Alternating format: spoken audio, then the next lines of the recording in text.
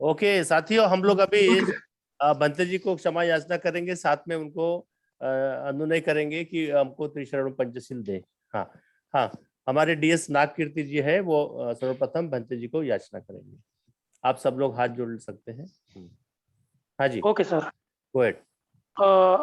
सबसे पहले मैं बंटी जी को त्रिवार वंदन करता हूँ। जो सभी पार्टिसिपेंट है उनको भी जय भीम। पहले क्षमा याचना क्षमापना होगा।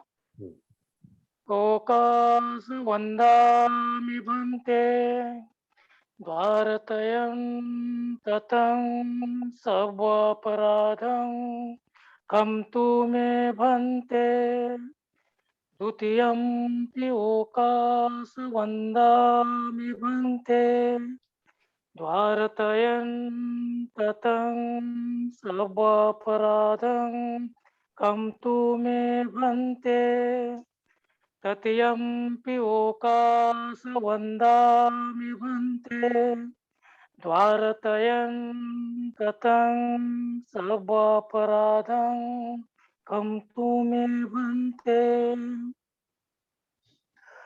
ओकासं भन्ते तिसरणेन सह पंचशीलं धम्मं याचामि अनुगहं कृत्वा शीलं देतमे भन्ते द्वितीयंपि ओकासहं भन्ते तिसरणेन सह पंचशीलं धम्मं याचामि अनुगहं कृत्वा शीलं देतमे भन्ते तृतीयंपि ओकासहं भन्ते तिसरणेन सह पंचशीलं धम्मं याचामि अनुगहं कृत्वा शीलं देतमे भन्ते।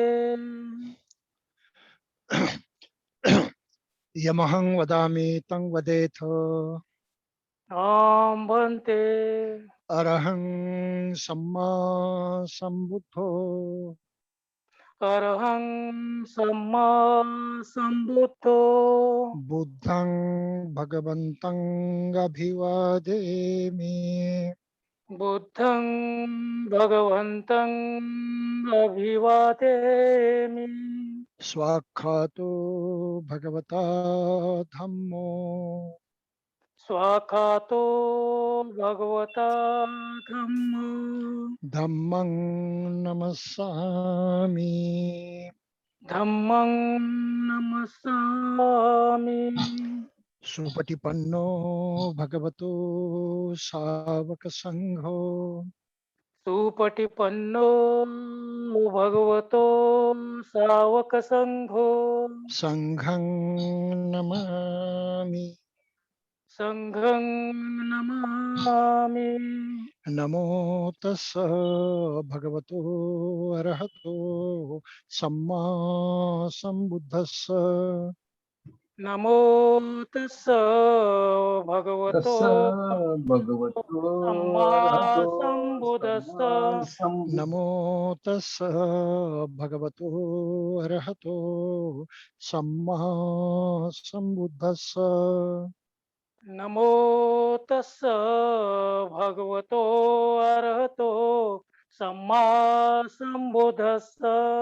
नमो तस्स भगवतो अरहतो सम्मा सम्बुद्धस्स। नमो तस्स भगवतो अरहतो सम्मा सम्बुद्धस्स। बुद्धं शरणं गच्छामि। बुद्धं शरणं गच्छामि। धम्मं शरणं गच्छामि। धम्मं शरणं गच्छामि। संघं शरणं गच्छामि। संघं शरणं गच्छामि। द्वितीयंपि बुद्धं शरणं गच्छामि।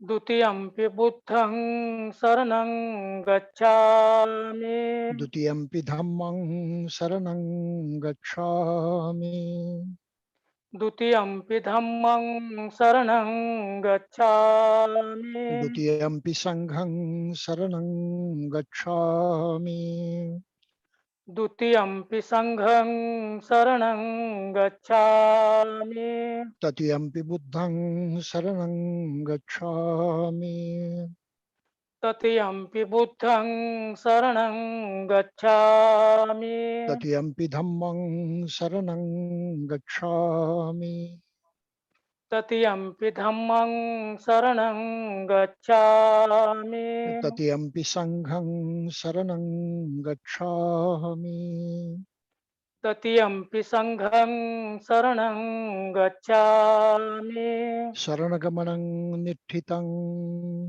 आं भन्ते पाणातिपाता वेरमणि पाणातिपाता वेरमणि सिक्खापदं समादियामि सिक्खापदं समादयामि अदिन्नादाना वेरमणि अदिन्नदाना वेरमणि सिक्खापदं समादियामि सिक्खापदं समादयामि कामेषु मिच्छाचारा वेरमणि कामेषु मिच्छाचारा वेरमणि सिक्खापदं समादियामि सिक्खापदं समादयामि मुसावादा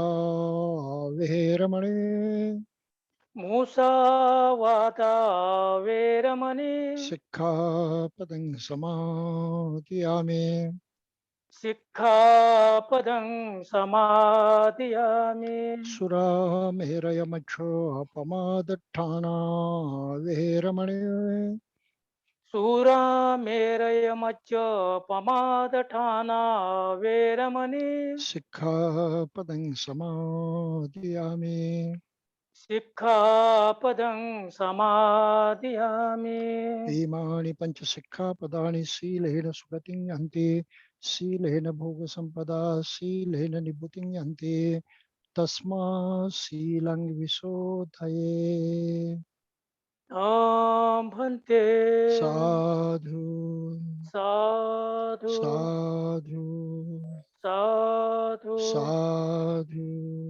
साधु बुद्धं नमामि बुद्धं नमामि धम्मं नमामि धम्मं नमामि संघं नमामि संघं नमामि अहं वन्दामि सर्वदा अहं वन्दामि सर्वदा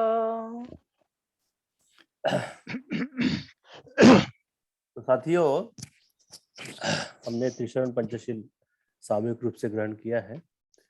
तो आज का जो विषय है, आप सबको पता है कि पिछले हफ्ते आपको याद होगा, तो हमने इम्पर्मनेंस, है ना, अनित्य, अनिच्छ के ऊपर हमने बंटी से हमने देशना सुनी थी।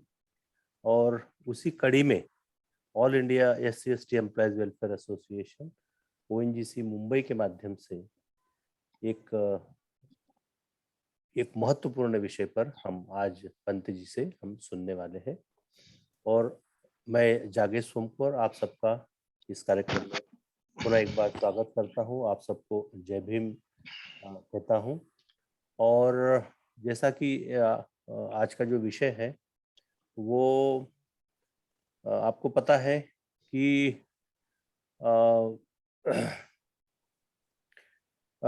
इसके पहले भी भंते जी ने इस विषय पे थोड़ा सा प्रकाश डाला था, जो हमारी जो कंटिन्यूस 1 साल से जो देशना चल रही है, तो आत्मा परमात्मा इसके बारे में थोड़ा सा एक रेफरेंस तो भंते जी ने उसमें लिया था। बाकी एक एक्सक्लूसिव एक सेशन जो है इस विषय पे नहीं हुआ था। तो हमने सोचा कि अनित्य के बाद, अनित्य इम्पर्मनेंस के बाद अब अनात्म क्या होता है इसके बारे में हम बंते से सुनेंगे, क्योंकि ये नॉन सेल्फ का जो ये एक डॉक्ट्रिन है बुद्धिज्म का, यह बहुत यूनिक है। ये और किसी धर्म में शायद नहीं है। ये अनात्म, आत्मवाद या परमात्मा या बाकी जो चीजें हैं, उसके बारे में हमको बहुत सारी अभी भी भ्रांतियां हैं। और बंते जी ने काफी इसके पहले भी जो हमने प्रोग्राम्स किए थे, तो वंदनीय भदंत विमल कीर्ति गुणश्री जी ने इसके बारे में काफी उनको बीच बीच में हमको इसके बारे में भी जानकारी दी है। बाकी हमने सोचा कि नहीं, ये एक बहुत ही गहन विषय है, बहुत महत्वपूर्ण विषय है, तो इसके ऊपर ये अलग से एक देशना का कार्यक्रम होना चाहिए। और उसी कड़ी में अनात्म के ऊपर, नॉन सेल्फ के ऊपर हम लोग जो है वो आज की देशना हम बनती से सुनेंगे।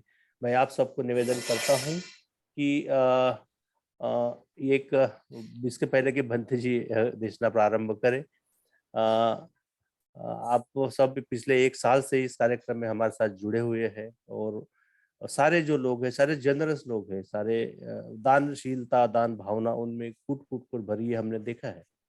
बाकी साथियों, जो करजत सेमिनरी का जो कार्य है वो बिकॉज ऑफ दिस लॉकडाउन ना थोड़ा सा उसमें उसमें खंडित हुआ कार्य।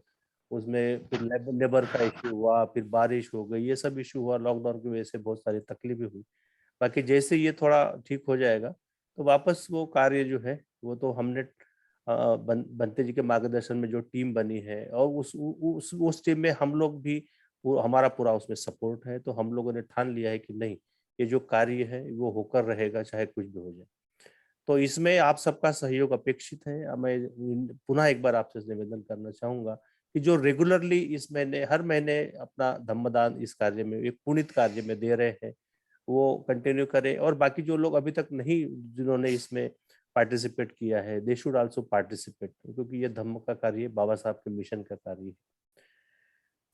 तो आज का जो विषय है अनात्म, उसके ऊपर मैं बड़ी ही विनम्रता से बंते जी को निवेदन करना चाहूंगा कि बंते जी, जो विषय है नॉन सेल्फ के ऊपर, आप जो है आज की अपनी देशना प्रारंभ कर सकते हैं। मैं बीच में सबका माइक म्यूट कर रहा हूँ, सिर्फ बंते जी का माइक ऑन रहेगा।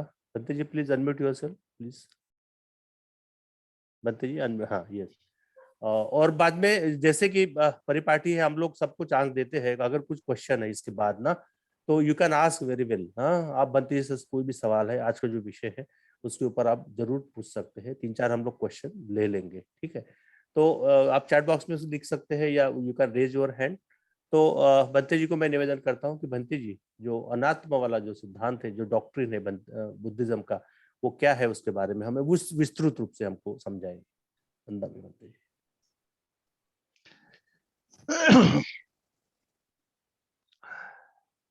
भाइयों और बहनों, आज हम जिस विषय को समझने जा रहे हैं, ये वाकई न केवल महत्वपूर्ण विषय है, लेकिन बहुत ही भ्रांति पैदा करने वाला विषय है। अनात्म शब्द को लेकर जितनी भ्रांतियां विश्व में फैली हुई है, शायद उतनी भ्रांतियां और किसी शब्द को लेकर नहीं फैली होंगी। और तो और बात एक है कि मानव जाति के इतिहास में जितने भी धर्मों का उदय हुआ है, अक्सर बहुत सारे धर्म जो हैं, ये ईश्वर को मानते हैं, आत्मा को मानते हैं। लगभग सभी दोनों को भी मानते हैं। और कुछ ऐसे लोग हैं, धर्म हैं, जो ईश्वर को नहीं मानते लेकिन आत्मा को मानते हैं। और कुछ अल्प ऐसे धर्म हैं जो दोनों की भी नहीं मानते, और उसमें बुद्ध का धम्म भी आ जाता है। बुद्ध के धम्म का सामान्यतया वर्णन इस तरह से किया जाता है को अनीश्वरवादी है, यानी कि बुद्ध की शिक्षा में ईश्वर का कोई महत्व नहीं है और कहा जाता है कि अनात्मवादी है, यानी बुद्ध की शिक्षा में आत्मा को भी कोई स्थान नहीं है। इन दो शब्दों को, इन दो विशेषताओं को लेकर बुद्ध धर्म के बारे में तीसरी एक विशेषता मानी जाती है कि ये ऐसा धर्म है, ऐसी शिक्षा है बुद्ध की जो दुख का निश्चित रूप से निरूपण करती है और दुख को उखाड़ फेंकने की भाषा करती है। तो बुद्ध की दृष्टि में ये तीन महत्वपूर्ण विषय हैं जिनको लेकर उन्होंने मनुष्य का दिग्दर्शन किया है। अनित्य है, ये पहला उनका शब्द है। पूरा विश्व जो है अनित्य है। अनित्य के माने नष्ट होने वाला इस अर्थ से नहीं, बल्कि निरंतर गतिशील है, परिवर्तनशील है।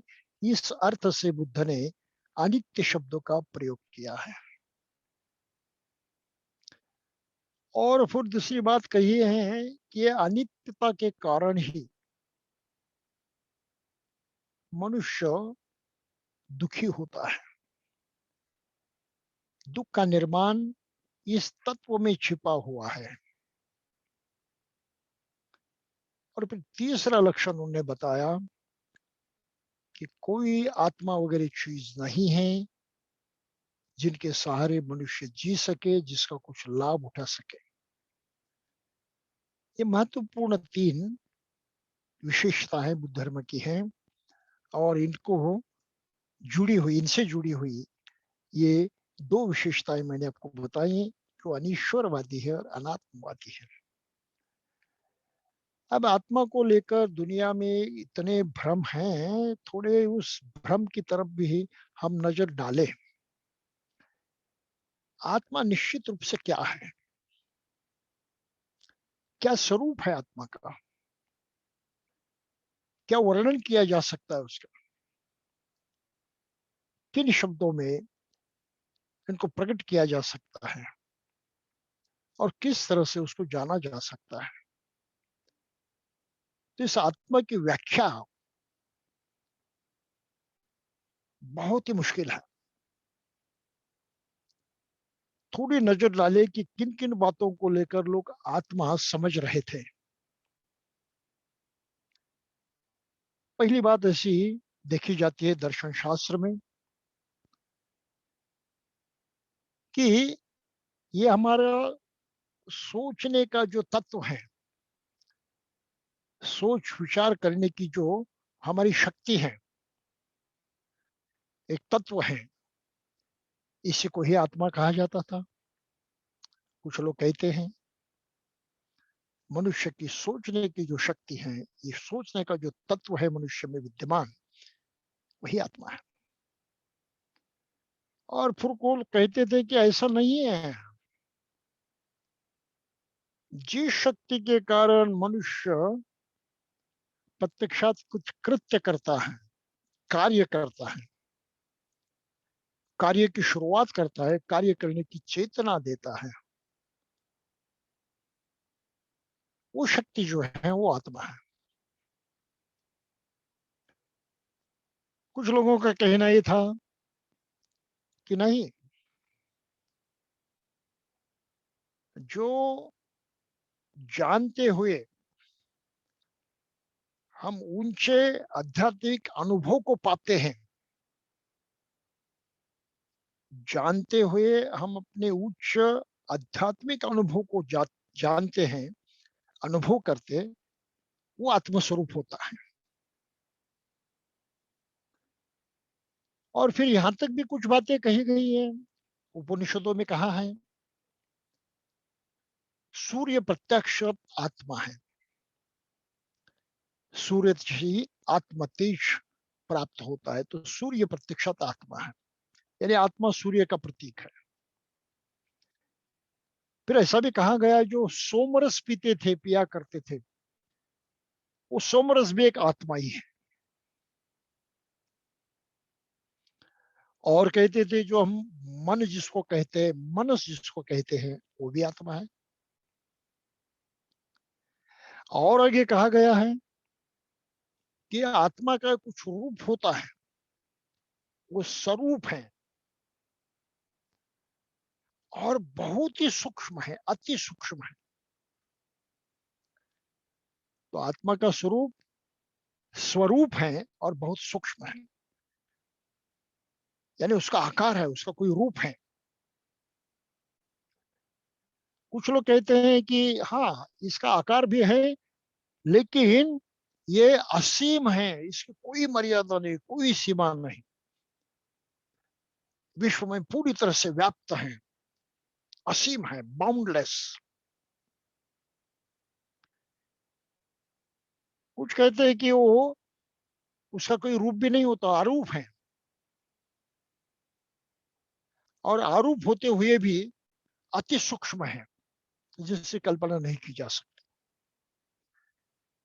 कहते नहीं उसका कोई आकार वगैरह नहीं, उसका कोई रूप नहीं है, फिर भी ये असीम शक्ति है विश्व में फैली हुई।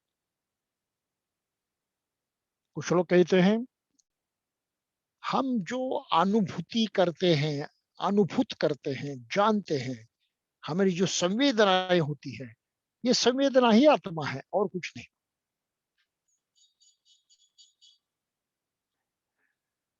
कुछ लोगों ने कहा नहीं, ये ऐसी मानसिकता है जिसमें संवेदनाएं होती है, या उस मानसिकता में संवेदना पाने की, हाँ, जानने की शक्ति होती है। कुछ लोग कहते हैं ये अचेतन है आत्मा, उसमें चेतना नहीं होती। कोई कहते हैं कि नहीं ऐसा भी नहीं है, वो अचेतन नहीं, ऐसा नहीं है, वो अचेतन नहीं है, वो अचेतन है। कुछ कहते हैं अचेतन नहीं है। पर आखिरकार एक जगह कहा है कि ये शरीर ही प्रत्यक्षात आत्मा है।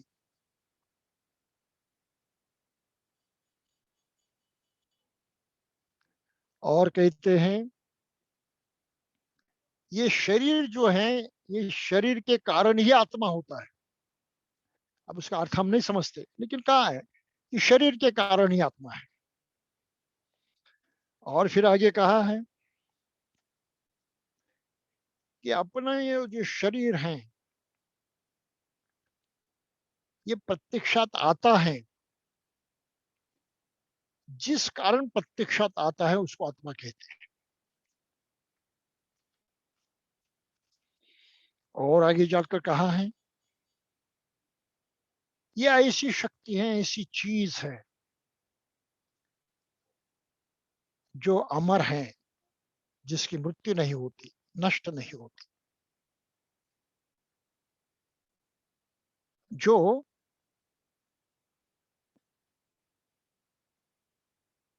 पूरी तरह से दुख मुक्त भी है और एक संकल्प रूप में वो विद्यमान होती है। फिर कहा गया है ये आत्मा है, लेकिन अपना अंगूठा जितना होता है ना, उस साइज का होता है, और वो हृदय में निवास करता है।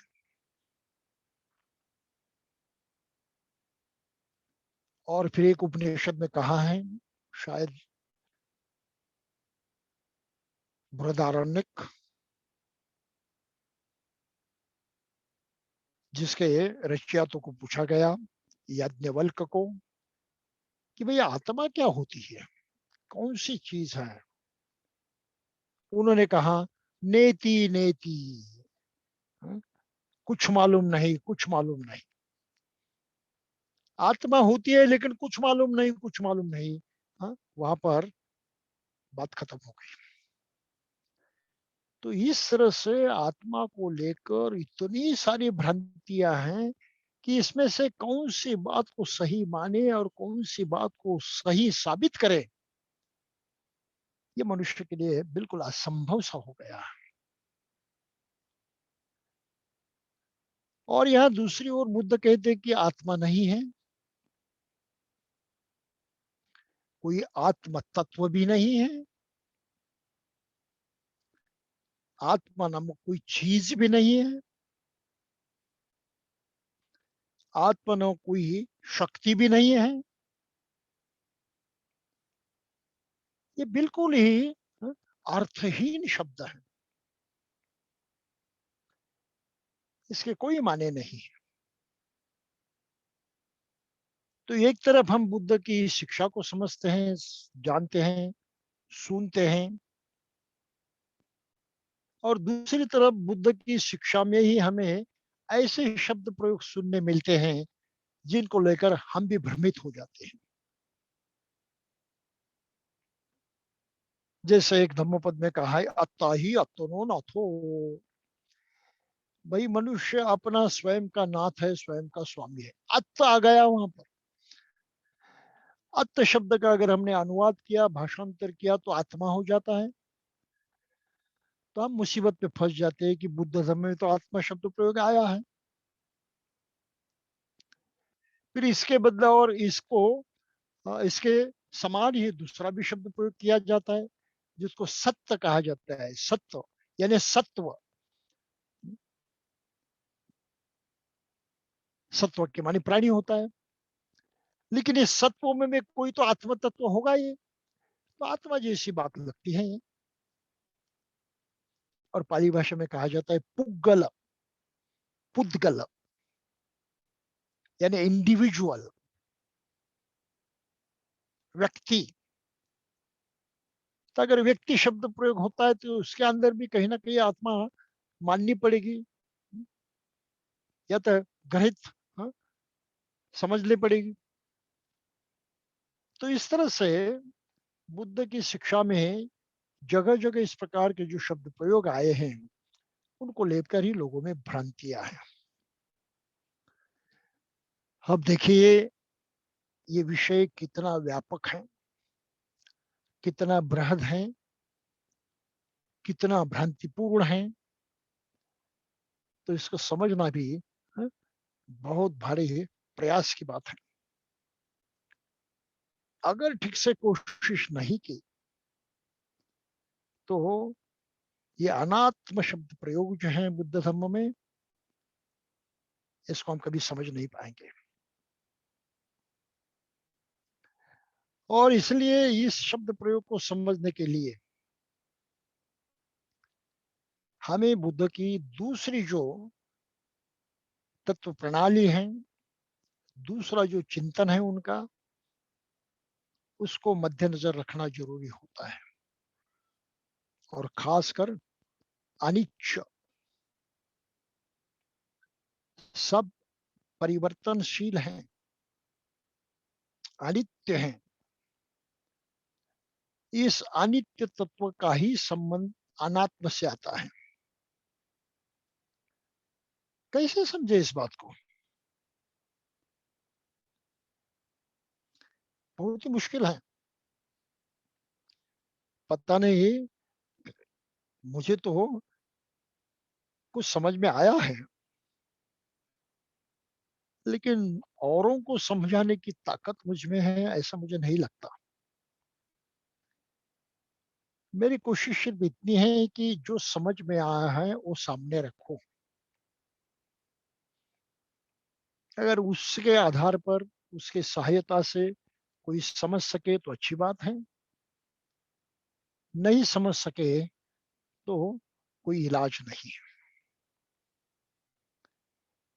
तो इसलिए इस विषय को मैं अपनी ओर से जिस तरह से समझा हूं उसी तरीके से प्रस्तुत करने की कोशिश करने जा रहा हूं। तो आप लोगों ने जो विषय आज के प्रवचन के लिए रखा, काफी कठिन मामला है, लेकिन उतना ही वो रोचक भी है। बड़ा इंटरेस्ट आ जाता है। दिमाग को बड़ी कसरत करनी पड़ती है, सोचने पर जोर देना पड़ता है और अपनी समझ को अ, अ, बिल्कुल सही रखना पड़ता है। तो आइए इसको थोड़ा हम समझने की कोशिश करें।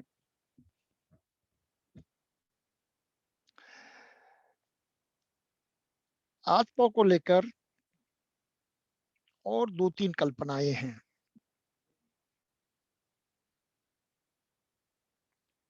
और इसका निरूपण हम आगे जाकर करेंगे। बुद्ध की शिक्षा में जैसा हमने देखा पिछली बार, अनिच्छ, इसकी काफी गहराई में चर्चा हमने की थी और मुझे उम्मीद थी कि शायद वो विषय अच्छी तरह से समझ में आया हो। तो एक तरफ बुद्ध की मान्यता है सब परिवर्तनशील है, मनुष्य हो या प्राणी हो, चेतन चीज हो या अचेतन वस्तु हो, हर एक चीज में परिवर्तन आता है। विश्व में ऐसी कोई ठोस चीज नहीं है जिसमें परिवर्तन होता नहीं। कुछ परिवर्तन बहुत धीमे धीमे होते हैं, इतनी लंबी गति होती है कि उसका हम अंदाज नहीं कर सकते कि कितने वर्षों में उसमें परिवर्तन होगा। कुछ परिवर्तन बहुत जल्दी जल्दी हो जाते हैं जो हम दिन प्रतिदिन अनुभव करते हैं। अपने जीवन में परिवर्तन होता है, वातावरण में परिवर्तन होता है, अपने मन में परिवर्तन होता है क्षण क्षण के लिए। और मन का परिवर्तन तो इतना तीव्र गति से होता है, उसकी गति असीम है, सीमा नहीं उस गति को। और कोई ऐसी चीज विश्व में नहीं है जिसके साथ मन की गति की तुलना करें, हम नहीं कर सकते। इतनी तेज गति होती है मन की, क्षण में मन कहाँ जाएगा पता नहीं, क्षण के कितने हिस्से में जाएगा इसका पता नहीं। और हरदम यत्र तत्र सर्वत्र वो सैर करते रहता है। तो मन हमारा शांत नहीं है, मन हमारा किसी एक बात पर टिका हुआ नहीं है, परिवर्तित होने की इसकी गति अति भयंकर है। इसलिए पाली में उसका वर्णन किया गया है, फंदनं चपलं चित्तं दुरखं दुनिवार्यं। चित्त कैसे है, मनुष्य का मन कैसे है, स्पंदन करने वाला है, स्पंदित होने वाला है, चपल है, एक जगह नहीं ठहरता है, अति चपल है। इसको संभालना बड़ा मुश्किल हो जाता है, उस पर अधिकार पाना और मुश्किल हो जाता है। तो ये जो अनिच्छ है यानी परिवर्तनशीलता है, इस परिवर्तनशीलता को हम पहले समझे एक मनुष्य के रूप में वो कैसे प्रकट होती है। बुद्ध ने कहा है कि मनुष्य का अपना अस्तित्व कई भागों में विभाजित होता है, ढेर सारी चीजों से मिलकर वो प्रकट होता है। कभी राजा मिलिंद के साथ बातचीत करते हुए, उनके प्रश्न का जवाब देते हुए नागसेन ने कुछ बात कही थी। भिक्षु नागसेन, राजा मिलिंद ने उनसे पूछा था, भाई ये तुम नागसेन नागसेन कहते हो, नागसेन कौन है? बहुत भारी चैलेंज था। नागसेन उनके सामने बैठा था और वो पूछ रहे, ये नागसेन नागसेन जो कहते हो है कौन? परिचय देने की मुसीबत थी। और फिर भिक्षु नागसेन ने जो बात कही उसकी ओर हम थोड़ा ध्यान दें। नागसेन ने कहा, महाराज आप यहाँ पर किस तरह से आए, कैसे आए? महाराज ने कहा, मैं रथ में बैठकर आया। नागसेन ने कहा, अच्छी बात है। तो इस रथ के एक एक अंग का, एक एक पार्ट का उदाहरण देते हुए नागसेन उनको पूछते रहे, महाराज अपने रथ, रथ कहाँ, ये कौन सी चीज है? उसकी चाक है, जो है चक्र है, वो रथ है? उन्होंने कहा नहीं है। उसका डंडा है, वो रथ है? नहीं है। उसको जोड़े हुए जो अश्व है, वो रथ है? नहीं है। तो ऐसे एक एक सवाल करते करते रथ के जितने भी अंग होते थे, पार्ट होते थे, उन पार्ट को सामने रखते हुए नागसेन ने अंत में पूछा कि महाराज आप ये रथ रथ कहते हो, रथ है कहाँ और कौन सा, आप नहीं बता रहे हैं? नागसेन राजा हंस पड़ा। उसने कहा, नागसेन आपने बहुत अच्छी बात कही है। ये सभी जो पार्ट हैं, ये सभी जो अंग है, उनका मिलकर रथ होता है। और फिर नागसेन ने जवाब दिया, सही कहा महाराज, मैं जो आपके सामने शरीर और अन्य सभी अंगों के साथ उपस्थित हूं, इन सभी अंगों को मिलकर एक नाम दिया है, एक संज्ञा दी है। हाँ, वो संज्ञा है नागसेन। विभिन्न बातों का समुच्चय है, ढेर सारी चीजें हैं, इकट्ठा होकर इस अस्तित्व को निर्माण कर पाई है। और इस अस्तित्व को नाम दिया गया है, एक संज्ञा दी गई है, नागसेन। यही बुद्ध की तत्व की मुख्य धारा है कि मनुष्य का जीवन विविध अंगों से बना है। पहला तो विभाजन किया गया है, जो हम सभी लोग पहचानते हैं, समझते हैं, अच्छी तरह से जानते हैं कि मनुष्य के पास अपना शरीर होता है, बॉडी होती है, अलग इंद्रियों के साथ। और साथ ही साथ मनुष्य के पास मन होता है। तो कम से कम मनुष्य दो चीजों का बना हुआ एक वस्तुमान है, ऑब्जेक्ट है, शरीर और मन। ये सभी हम लोग जानते हैं। लेकिन और आगे बढ़कर अगर इस शरीर का और मन का विभाजन किया तो मनुष्य और भी 5 घटकों में बांटा जाता है। 5 अंग होते हैं उसके, उनका मिलकर उसका अस्तित्व हो जाता है। इसमें रूप है, यानी काया है, शरीर है। फिर वेदना है, उसको संवेदनाएं होती हैं, वो संवेदनाएं जानता है, संवेदनाएं पहचानता है। फिर संज्ञा है, यानी वस्तु और अन्य सभी चीजों का हाँ, निश्चित व्याकरण किया है, उनको एक पहचान दी है, जिसको संज्ञा कहते हैं। उनका नामकरण किया गया है, संज्ञा है, पहचान है उन हर चीज की। फिर संस्कार है, उन पर कुछ प्रक्रिया हुई है और उनकी अपनी भी प्रक्रिया जारी रहती है। और उनके तह में विज्ञान है,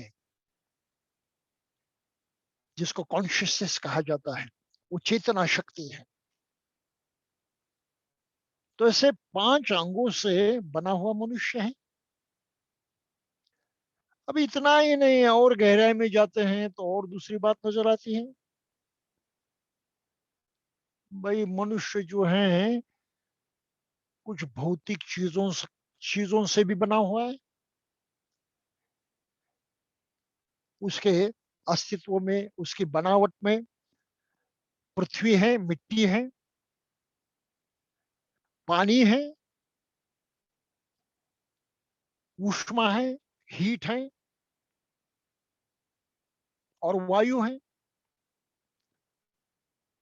ये जो विद्यमान एलिमेंट्स है विश्व के सबसे बड़े एलिमेंट्स, इसका बना हुआ ये प्राणी है। और तो और इस आदमी की 5 इंद्रियां भी होती है। आंखें हैं, कान है, घ्राण है यानी नाक है, जिह्वा भी है, जीभ है और काया भी है। आंखों से वो देखता है और समझता है, कान से वो सुनता है, समझता है, नाक से वो सूंघता है और गंध को जानता है, जो जिह्वा होती है उसको रुचि को जानता है, और त्वचा जो है उसे वो स्पर्श को जानता है। अभी बैठे बैठे मनुष्य की तरफ देखते तो इतने सारे अंगों का बना हुआ ये विषय है, और ये अंग आपस में क्रिया करते रहते हैं और उस क्रिया को अनुभव करते हैं और कहते हैं कि हम इस प्रकार के प्राणी हैं। हर क्रिया आप में आपस में पूरी होती है और इस क्रिया को जानने की शक्ति मगज में होती है, उसके मन में होती है। चाहत पैदा होती है, इच्छा पैदा होती है।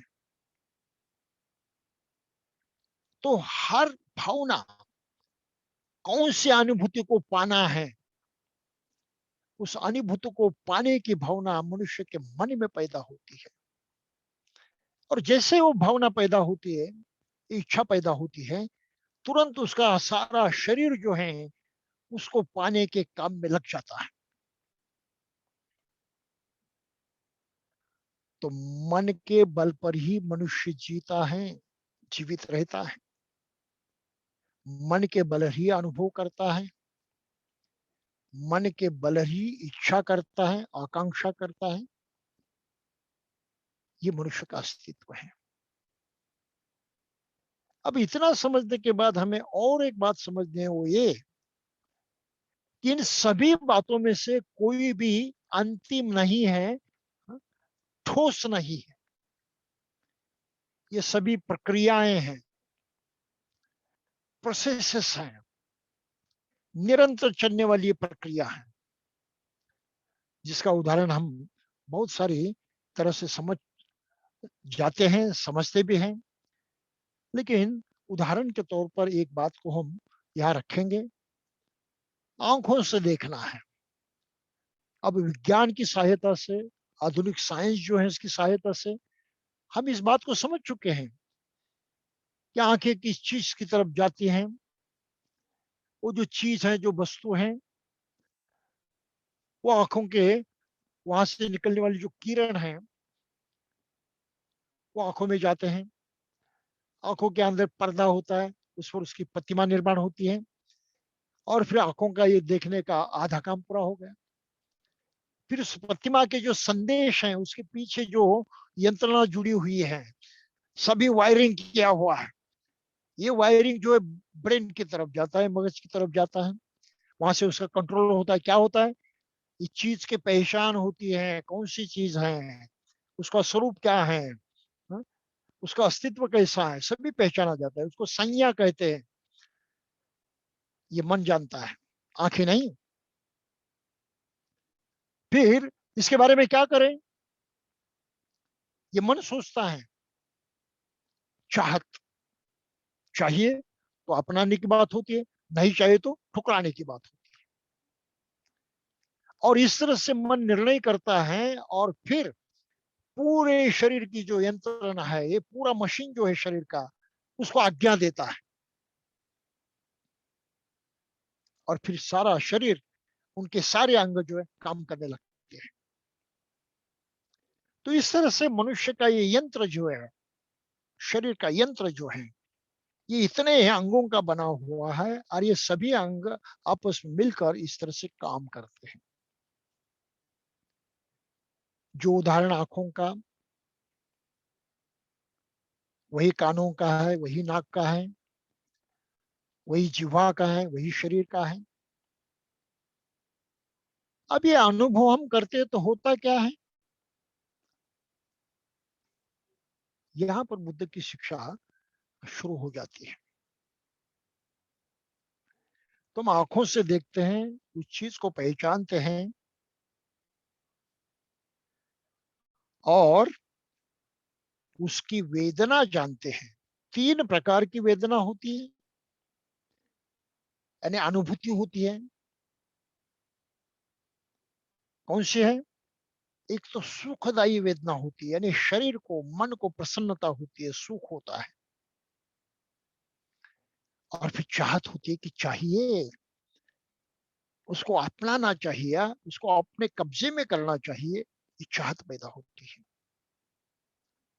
एक प्रकार की ये वेदना है। फिर दूसरी वेदना है नहीं चाहिए, ये ठीक नहीं है, तो आदमी उससे हट जाता है, उसको दूर करता है। नहीं चाहने की जो वेदना है उसको दुखदाई वेदना कहा है। नहीं चाहिए, लेकिन वो भी एक तरह की चाहत है। चाहत 2 तरीके, पाने की और नहीं पाने की। आखिर वो चाहत है। इसको ही बुद्ध के शब्दों में तृष्णा कहा गया है, तन्हा कहा गया है। तृष्णा है दोनों भी, चाहत भी और न चाहने की भावना भी तृष्णा है। और इसलिए उसका अलग से नामकरण किया गया है। चाहत की जो भावना होती है उसको तृष्णा कहा है, लोभ कहा है। और न चाहने की जो भावना होती है उसको दोष कहा है, यानी द्वेष कहा है, नफरत कहा है। तो लोभ और द्वेष एक ही अंग के 2 पहलू हैं, आपस में परिवर्तनशील भी हैं और नहीं भी है। तो अगर ये चाहत पैदा होती है और आत्मा चाहता है, ऐसा हमने सुना, समझा। और ठीक सॉरी, और तीसरी भी वेदना बतानी थी, वो ये है कि ऐसी कुछ बातें हुई जिससे हमें सुख भी नहीं होता, दुख भी नहीं होता। हाँ? बिल्कुल वो तटस्थ होती है, न्यूट्रल होती है। तो ये तीसरी प्रकार की वेदना होती है। तो इन 3 वेदनाओं के आधार पर मनुष्य जीवन जिया जाता है। अब सोचिए कि हम किसी चीज से लेकर सुख की वेदना महसूस करें और हमने सोचा कि मैं सुख का अनुभव ले रहा हूं। ये मैं यानी आत्मा के रूप में, मेरी आत्मा सुख का अनुभव कर रही है, और वो सुख नष्ट हो जाता है। फिर दुख की अनुभूति होती है। तो क्या हम कह सकते हैं कि मैं दुख का अनुभव कर रहा हूं? चित्त को अगर सुख का अनुभव हुआ और सुख मर गया तो दुख से कोई नाता ही नहीं रहता। तो ना सुख आत्मा है ना दुख आत्मा है, परिवर्तन है। एक बात अलग थी, दूसरी बात अलग है। सेम नहीं है, जो कि तो नहीं है वही नहीं है। इस बात को हमें समझना चाहिए। तो इसलिए बुद्ध धर्म ने कहा है कि जो वेदना होती है, संवेदना होती है, वो प्राणी नहीं है। ये केवल वेदना यानी प्राणी नहीं है, आत्मा तो नहीं है। तो ना तो आत्मा वेदना है, ना ही तो आत्मा वेदनाधारी है। यहां तक तो बात आ गई। अब बुद्ध कहते हैं आगे चलकर, भिक्षुओं से कहते हैं कि तुम जो इस चीज को देखते हो, उसको अनुभव करने की कोशिश करते हो, उस रूप से प्रभावित होते हैं और उस रूप को मेरा कहते हो, अपना कहते हो, मैं कहते हो। लेकिन रूप तो हमेशा निरंतर रहता नहीं है, वो खत्म हो जाता है, उसमें परिवर्तन हो जाता है। तो क्या यह परिवर्तन आत्मा है? जवाब तो नाम में आता है। तो वेदना है, जो संवेदना अनुभव करते हैं, वो भी तो नष्ट होती है। तो क्या वेदना तुम हो, तुम्हारी है? नहीं। वही प्रकार संज्ञा के बारे में, क्या संज्ञा यानी तुम हो, तुम्हारी आत्मा हो? या संज्ञा यानी तुम्हारा अस्तित्व हो, तुम हो? इसका भी जब नहीं में आता। तो ना रूप, वेदना, संज्ञा, संस्कार और विज्ञान भी अपने नहीं है।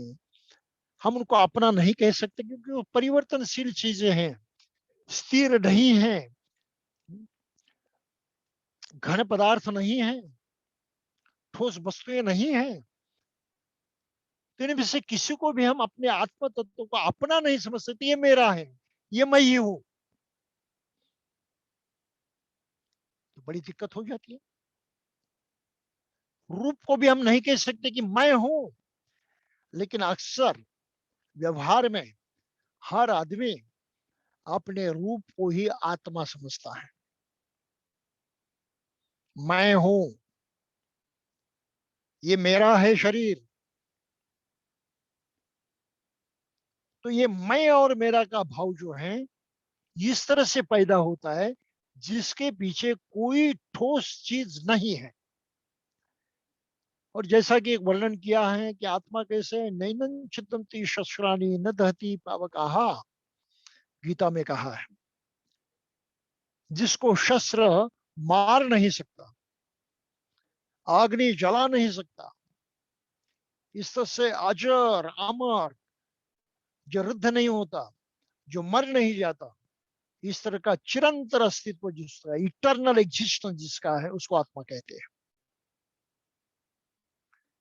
अगर बुद्ध ने जो मनुष्य का विश्लेषण किया है, उस विश्लेषण की नजर से देखें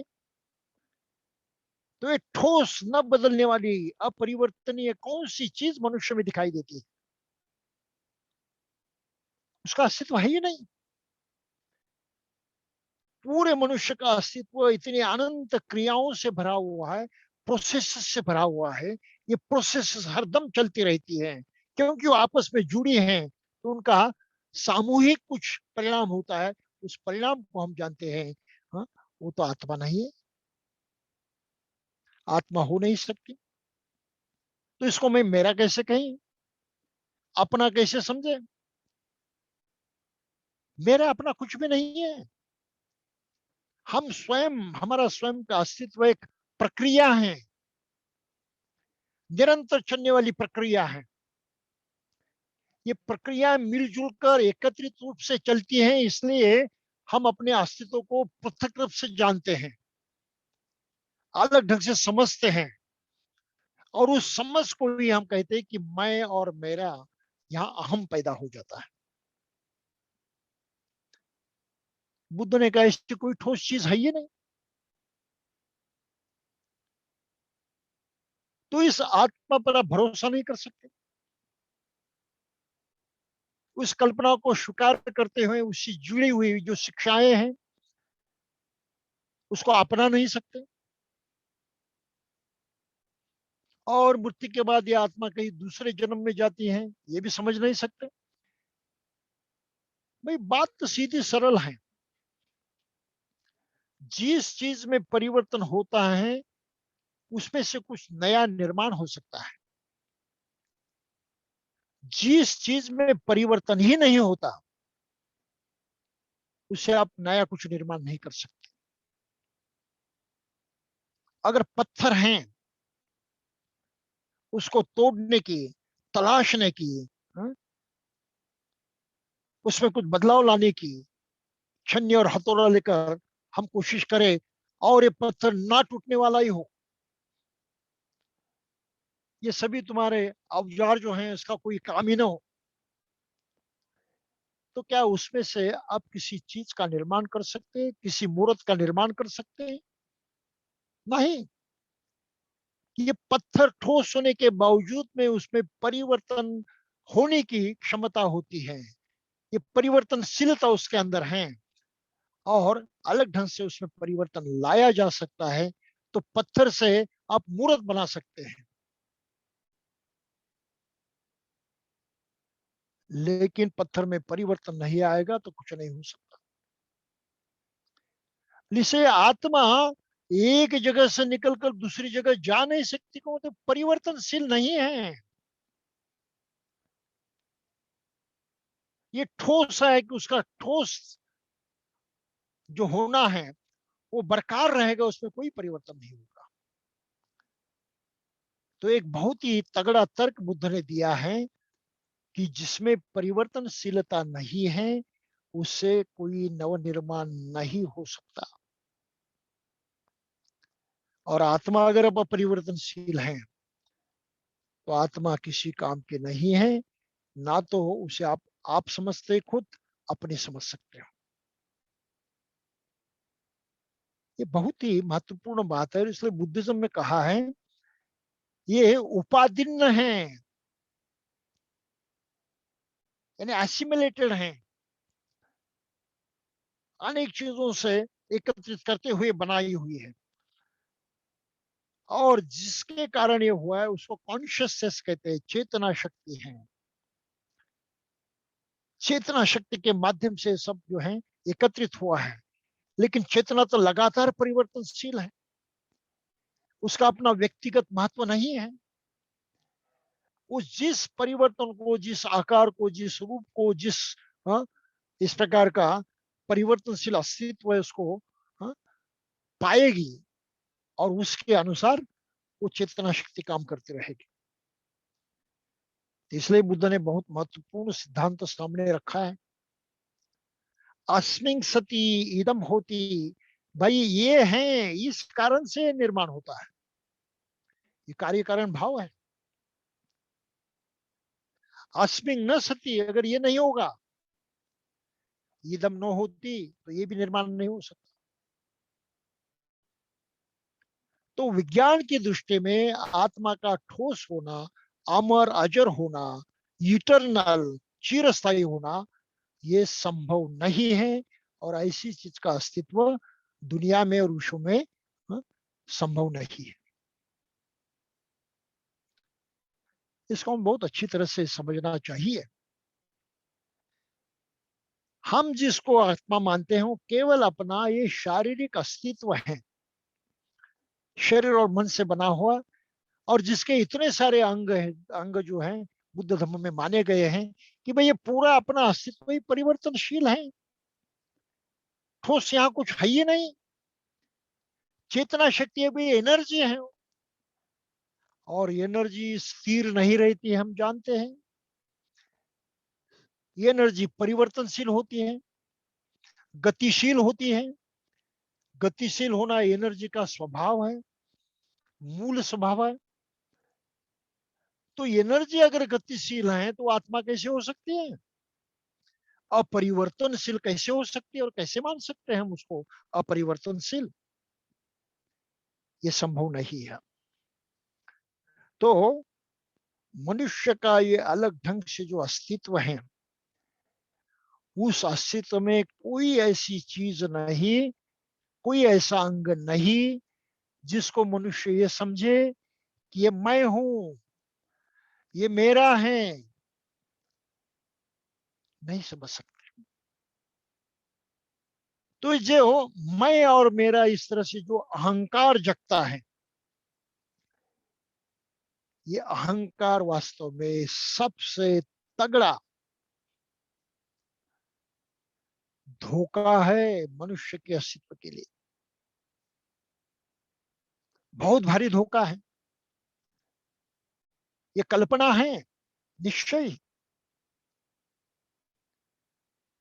ये केवल अलग अलग जो प्रोसेसेस हैं, प्रक्रियाएं हैं, गतिशीलताएं हैं, उनको हमने अपनी ओर से नाम दिया है मैं और मेरा, लेकिन ये सच्चाई नहीं है। तो बुद्ध ने एक सूत्र में कहा है,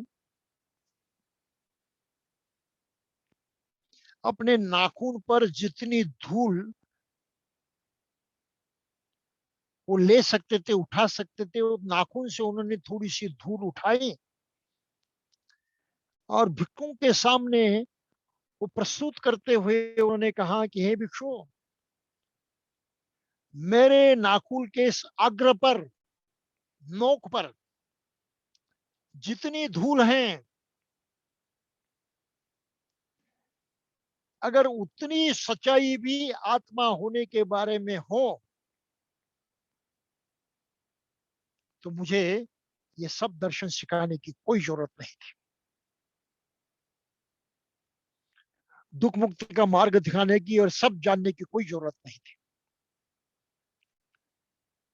लेकिन नाखून के नोक पर जितनी धूल हो सकती है, इतना भी आत्मा का अस्तित्व प्रकट नहीं हो सकता, सिद्ध नहीं हो सकता, वो प्रत्यक्षात नहीं हो सकता।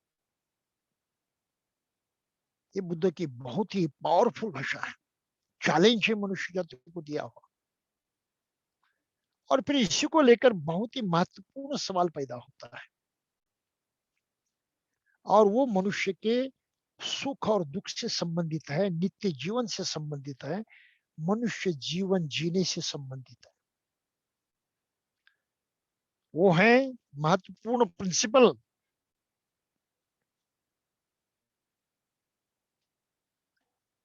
यानी नैतिकता का प्रिंसिपल। हम नीतिमान क्यों बने? क्या जरूरत है नीतिमान बनने की? हर आदमी की आत्मा अलग होती, वो अलग ढंग से आत्मा के अनुसार करते रहेगा। तो इनको हम कोई शिक्षा नहीं दे सकते, कोई उनको तत्व लागू नहीं कर सकते, उनके बारे में कुछ नहीं कर सकते। और मनुष्य जाति की जरूरत तो ये है कि उसको इंसाफ चाहिए, उसको न्याय चाहिए, उसका अपना अस्तित्व शांतिमय चाहिए और अपना अस्तित्व सुखमय चाहिए। और इसको ही बड़ा तगड़ा झटका लगता है जब मनुष्य अहम के वशीभूत होता है, शिकार हो जाता है। तो दुनिया में अहम ने जितना शोर मचाया है, जितना दुख दर्द विपत्तियां और सब प्रकार के संकट पैदा किए हैं, उससे और किसी चीज ने नहीं किए हैं। ये अहंकार है, मैं और मेरा, जिनका साइंस की दृष्टि से कोई अस्तित्व सिद्ध नहीं किया जा सकता। साइंस इतना कहता है कि सब प्रक्रियाएं हैं, प्रोसेसेस हैं, ठोस कुछ नहीं। लेकिन हम ठोस मानते हैं, कहते हैं कि मैं हूं, जन्म से मैं महान हूं, दूसरा आदमी जन्म से नीचा है।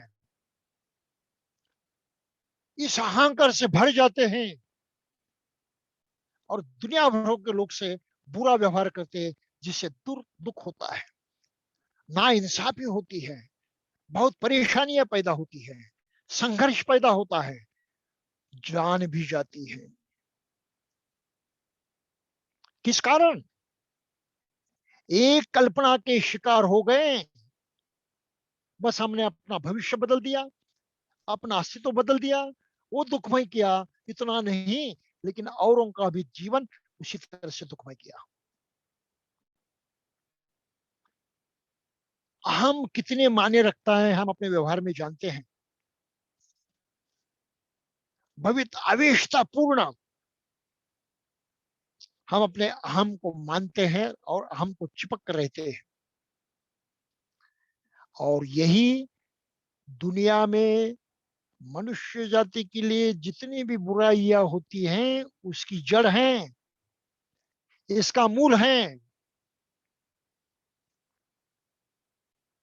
इस अहम को छोड़े बगैर मनुष्य का अपना व्यक्तिगत जीवन भी सुखदायी नहीं बन सकता, शांतिमय नहीं बन सकता। और उनकी तो बात छोड़ दीजिए। ये अहम से कैसे मुक्त हो सकता है? अहम को लेकर इतना सारा शोर मचाया जाता है, उससे कैसे वो मुक्त हो सकता है? बुद्ध का कहना इतना मात्र है कि अपने अस्तित्व की सच्चाई को अपने जाना। भाई, तुम कहते हो मैं हूं, मेरा है कहते हो, ये वास्तविकता नहीं है, ये सच्चाई नहीं है, ये केवल भ्रम है, ये केवल हमारी कल्पना मात्र है। और इस कल्पना के हम गुलाम हुए हैं और स्वयं को उस नजर से देखकर और उनसे बर्ताव करते हैं। ये खुद का किया हुआ अपराध है, गलत कर्म है। और इस गलत कर्म से मुक्त होना है तो अपने अहम को नष्ट करना है। अब वो वास्तव में है ही नहीं, उसकी सच्चाई सिद्ध नहीं होती, लेकिन मानने में, समझने में, विश्वास करने में हम पीछे नहीं हटते। हर आदमी अपने अहम पर विश्वास करता है, लेकिन अगर एक बात वो समझ गया कि ये सच्चाई नहीं है, विश्व के किसी नियम से वो प्रकट नहीं होती, सिद्ध नहीं होती है, ये तो समुच्चय है,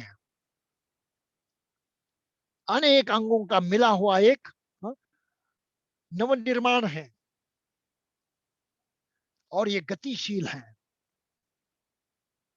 परिवर्तनशील है,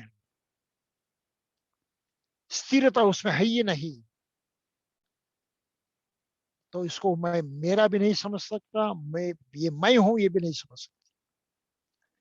जैसे आदमी इस मैं से मुक्त हो जाता है, इस अहंकार से मुक्त हो जाता है, इस ममंकार से मुक्त हो जाता है, उसका रवैया बदल जाता है। अरे जैसा मैं हूं वैसे अभी लोग, बाकी लोग भी हैं, बाकी प्राणी मात्र हैं।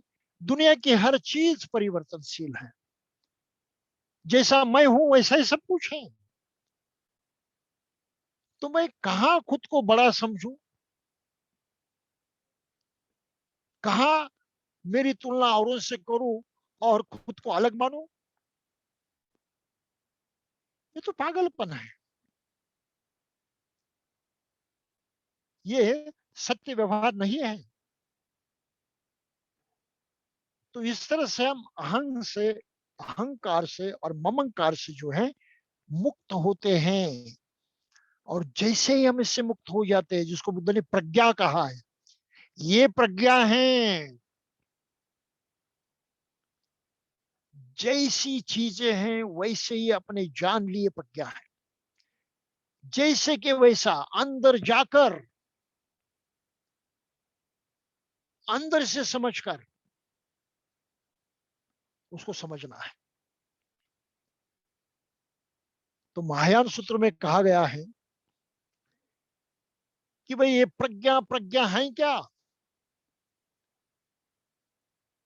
तो उसका उत्तर देते हुए महायान सूत्र में कहा गया है कि एक जगह, हम समझते हैं, जानते हैं,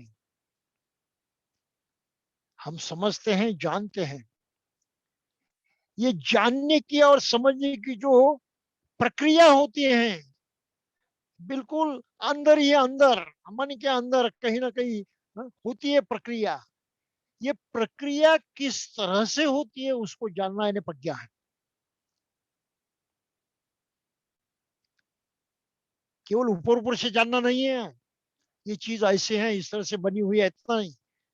इसके पीछे जो प्रक्रियाएं चलती हैं, जिन प्रक्रियाओं का परिणाम इस वस्तु से उसके रूप में, इस चीज के रूप में प्रकट हुआ है, ये प्रक्रिया कैसे चलती है उसको जानना इन्हें प्रज्ञा है। और बुद्ध ने बस यहीं पर यह साबित कर दिया है कि उन्होंने मनुष्य के अस्तित्व की प्रक्रिया किस तरह से चलती है, अंदर से चलती है, जिसका हमें कोई ख्याल नहीं है, हम बाहर से कुछ नहीं समझ पाते। अंदर से चलती हैं, प्रक्रिया किस तरह से काम करती है, उनके अंदरूनी संबंध क्या है, उनका समुच्चय कैसे होता है, ये समुचित अस्तित्व भी एक प्रक्रिया के रूप में कैसे आगे बढ़ते रहता है, इन सभी बातों को जानते हुए बुद्ध ने कहा कि भाई आत्मा नहीं है, ये परिवर्तन है, सब बगैर रुके नित्य चलने वाली प्रक्रिया है। और इस प्रक्रिया को हम अपना नहीं कह सकते, अहम नहीं कह सकते, ये मैं हूं ऐसा नहीं कह सकते कि उसका कहीं पर अस्तित्व नहीं। तो भैया और बहनों, ये बड़ा ही पेचीदा सवाल था, विषय भी काफी गंभीर है, लेकिन फिर भी जितनी कोशिश करनी थी मैंने आपसे ये कोशिश करते हुए ये समझाने की कोशिश की है। अब बुद्ध धर्म में जो आत्म और सत्य और पुद्गल ये शब्द आते हैं उसके बारे में एक बात समझनी है और फिर इसको समाप्त कर देंगे। बुद्ध धर्म में आत्म ये आत्मा के नाम से प्रयोग नहीं किया गया है, ये व्यावहारिक शब्द प्रयोग है, एक संगठित अस्तित्व है। ये केवल ऊपरी जानकारी के लिए आत्म कहा गया है, आत्मा नहीं।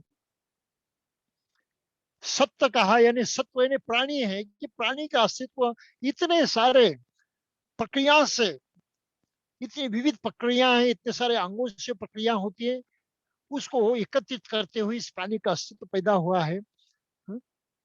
लेकिन ऊपर ऊपर से हम उसको पहचानने के लिए सत्व कहते हैं, प्राणी कहते हैं। पुद्गल व्यक्ति इसी अर्थ से कहा जाता है। तो ये व्यावहारिक शब्द प्रयोग है, सुविधा के लिए किए हुए शब्द प्रयोग है। आत्मा के लिए शब्द प्रयोग प्रयुक्त नहीं किए हैं, इस बात को हम समझे। तो बुद्ध का जो दर्शन है ये बहुत मायने रखता है मनुष्य के बारे में। सही में अगर मनुष्य अपना जीवन सफल बनाना चाहते हैं, शांतिपूर्ण और सुखदायी बनाना चाहते हैं, तो उनके लिए जरूरी है इस सच्चाई को जानना कि दुनिया में कोई ठोस नहीं है और ये ठोस रूप से हम में कोई आत्मा नहीं है, न मैं हूं न मेरा है। इस बात को समझना चाहिए। इस आसक्ति में हम फंस जाते हैं, इस तृष्णा में हम फंस जाते हैं, तो फंसने के कारण हमारे हाथों से बहुत बुरे व्यवहार होते हैं और ये सभी बुरे व्यवहार हमें और औरों को दुख से सिवा और कुछ नहीं देते। तो मनुष्य में, मनुष्य जाति में, मनुष्य समाज में जितने भी दुख हैं, जितनी भी समस्याएं हैं,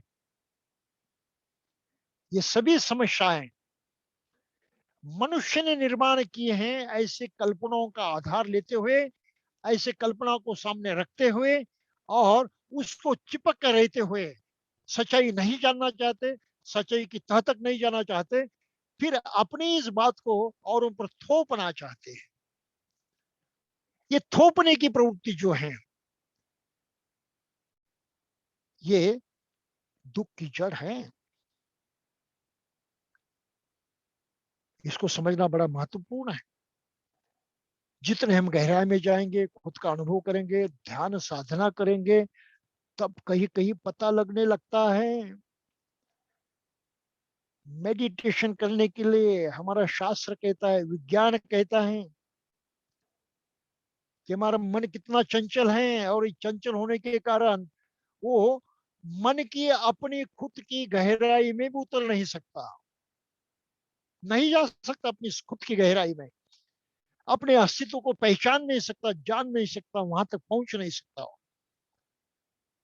और मन एक ही शक्ति है, एकमात्र हमारे हाथों में साधन है जिसके जरिए हम अपने ही मन के गहराई में उतर सकते हैं, अंदर जाकर देख सकते हैं, समझ सकते हैं। और बुद्ध ने बस इसी साधन को सामने रखा है सभी के।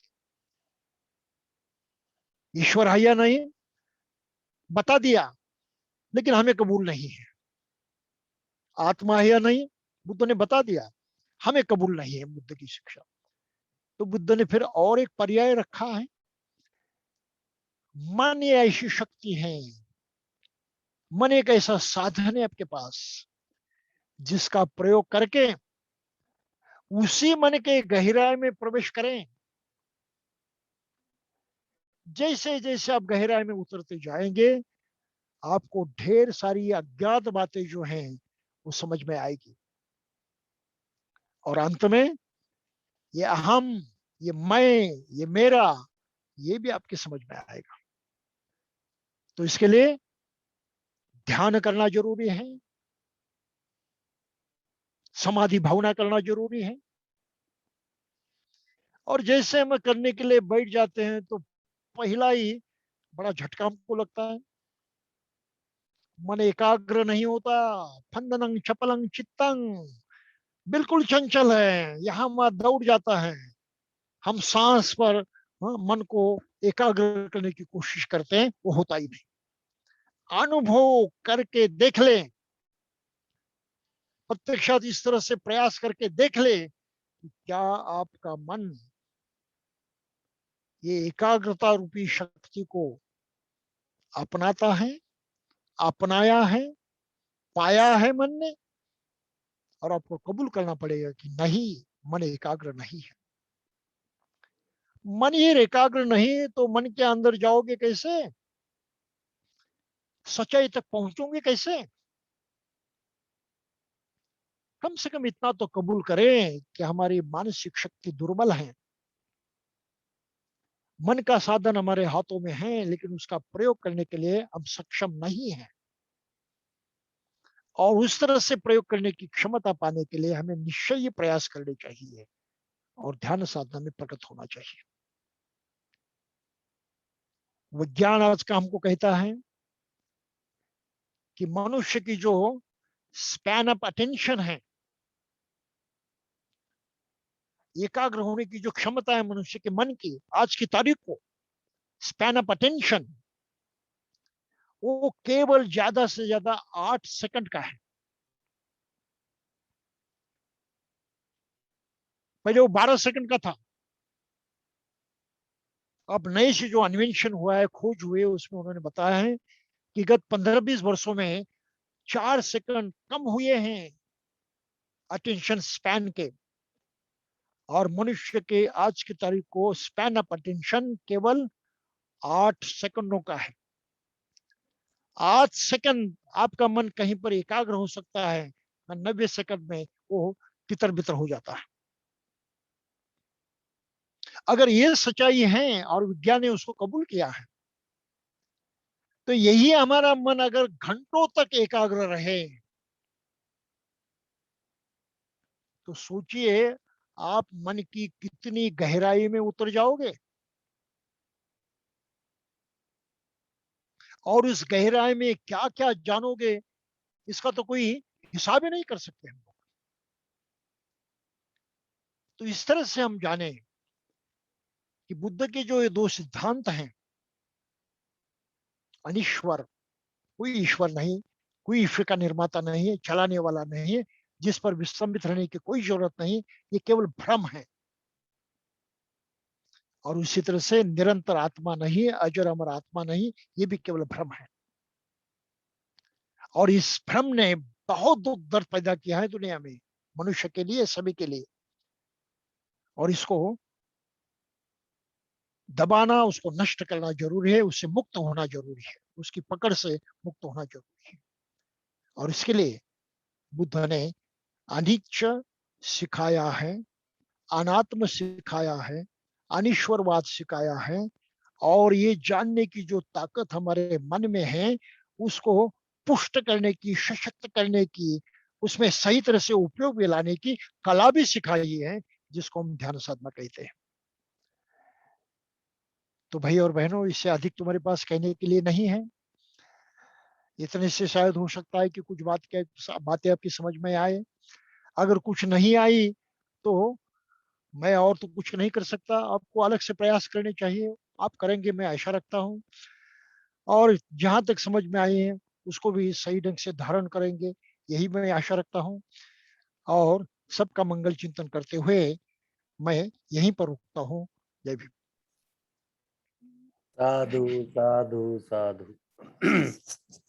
साथियों, अनात्म का जो विषय है बहुत ही जटिल विषय है, बहुत कठिन विषय है, और भंते जी ने बहुत ही अच्छे तरीके से उसको उदाहरण जो है हमको उसको समझाने का प्रयत्न किया है। और आ, काफी काफी हद तक वो जो अनात्म वाला जो कॉन्सेप्ट है, जिसको अंग्रेजी में तो सही वर्ड नहीं मिला है, तो नो सेल्फ लिखा है हमने।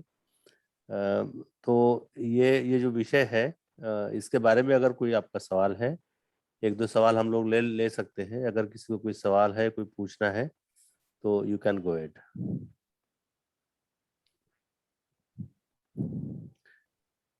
हाँ, पूछिए पूछिए। यस यस, बहुत सही।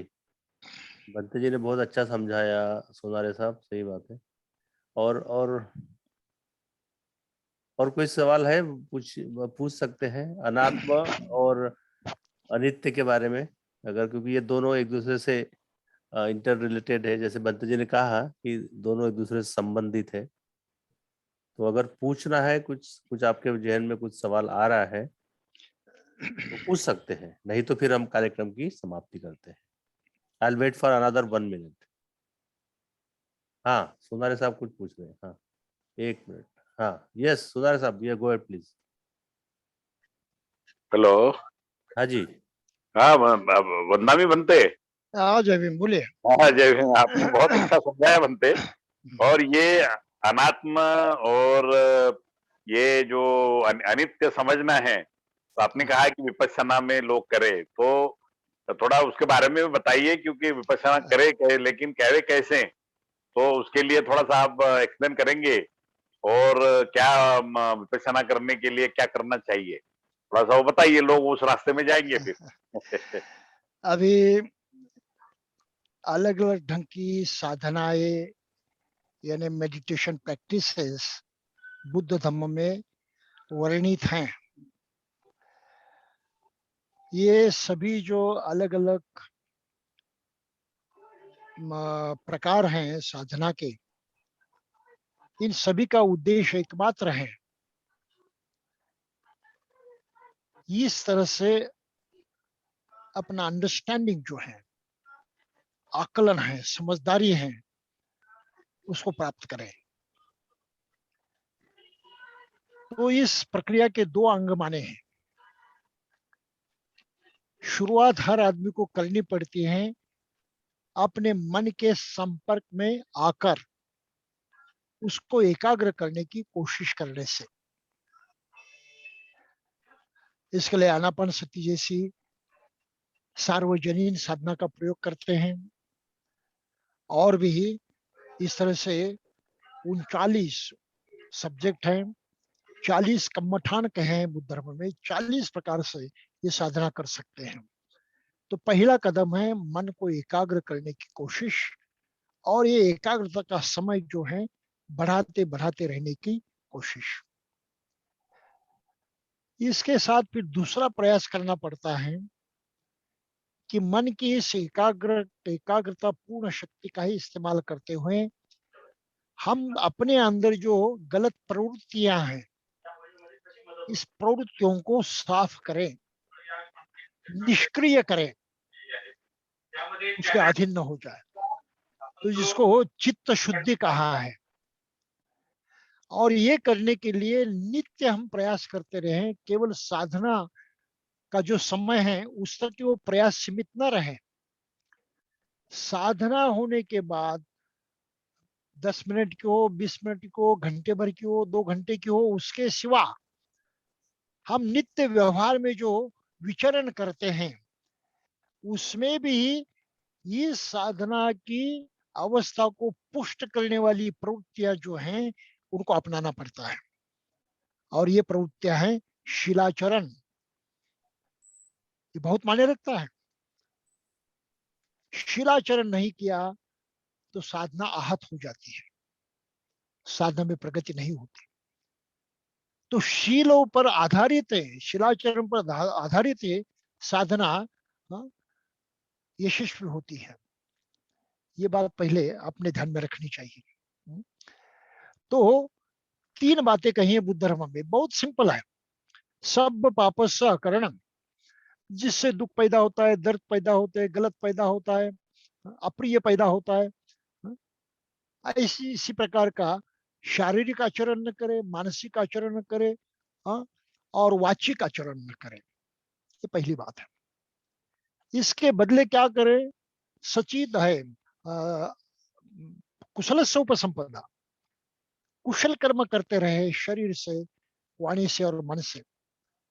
जिसके माने ये है कि जिससे प्रिय होगा, आनंद होगा, संतुष्टि होगी, इसी प्रकार का आचरण हम अपने इन तीनों अंग से करें।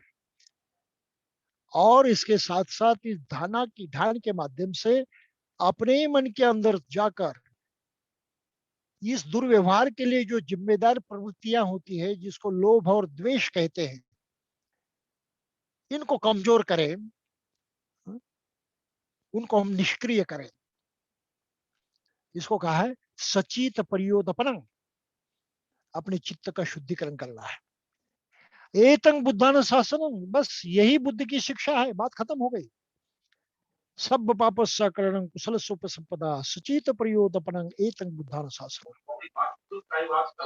तो इस तरह से हम ध्यान का प्रयोग कर सकते हैं एकाग्रता को पाने के लिए, अपने अंदर जो ये प्रवृत्तियां हैं उनको पहचान कर उनको निष्क्रिय करने के लिए। और ये आप आनापान सती करके कर सकते हैं, विपස්සना साधना के शिविर करके कर सकते हैं। अन्य कोई आचार्य होते हैं अलग ढंग से, जो 40 विषय हैं उनमें से किसी भी विषय को देने की क्षमता रखने वाले जो आचार्य होते हैं, उनसे भी आप सीख सकते हैं। पर आम तौर पर मनुष्य जाति में और सभी दुनिया में ज्यादा से ज्यादा प्रसिद्ध हैं और सहजता से करने वाली जो साधना है वो आनापान सती है, और आनापान सती से जुड़ी हुई विपස්සना साधना है। ठीक है? ठीक है। हेलो बंते जी। हाँ, हेलो। बोलिए बोलिए। हाँ, बहुत अच्छा बताया भंते। और मैं चाहूंगा कि अगली बार जैसे हमारा प्रोग्राम शुरू होता है तो एक 5 मिनट के लिए या 10 मिनट के लिए आनापान से भी कम लोग करेंगे तो श्योर कम से कम श्योर लोगों का प्रैक्टिस शुरू हो जाएगा और इसकी तरफ इंटरेस्ट बढ़ेगा। और इसको श्योर फिर श्योर, जो है लोग साधना में 10 दिन की साधना में जाने की कोशिश करेंगे। बहुत ही तो अच्छा, वेरी गुड। तो अपना प्रोग्राम जब भी शुरू होगा तो 5 मिनट के लिए आनापान साधना से होगा और आप बनते जी थोड़ा सा बता देंगे कैसे आनापान करनी है ओके तो ओके उसमें ओके, बहुत अच्छा होगा। हमारी सूचना थी। बहुत अच्छी सूचना है, वेरी गुड। थैंक यू बनते, वंदा में बनते। Okay okay okay.